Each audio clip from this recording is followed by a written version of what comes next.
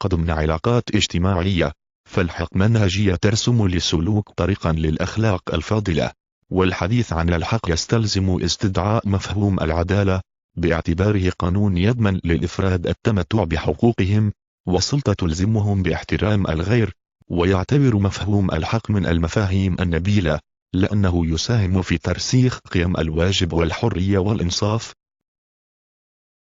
الحق بعين الطبيعي والوضعي.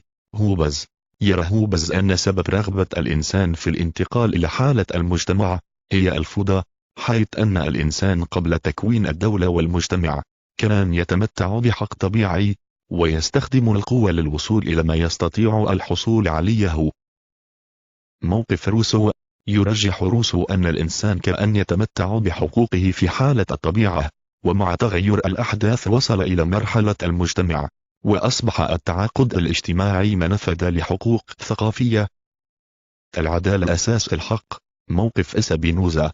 العدالة هي تمثيل للحق وتحقيق له حسب اسبينوزا، فلا توجد حقوق خارج إطار مؤسسة القانون، ولهذا لا يمكن أن يخرق الحاكم القانون، لأنه هو من يعمل على تطبيقه.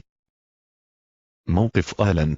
أساس التمتع بالحقوق حسب آلن هي العدالة، والعدالة هي القوانين التي يتساوى أمامها كل الأشخاص بغض النظر على اختلافاتهم.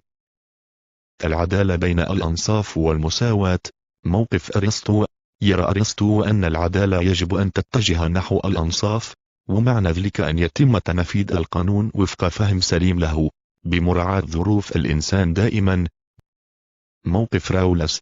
يرى راولس أن العدالة هي المساواة التي تنبع من أسس طبيعية ومستندة على اتفاق، ويتم بوجودها صياغة قوانين تركز على الإنصاف، وتتأسس العدالة على مبادئ أخلاقية، منها مبدأ الواجب الذي يلزم الإنسان الاتصاف بالعدل. الحقيقة. يعرف مصطلح الحقيقة بنوع من الغموض والغرابة بسبب تعدد مصادر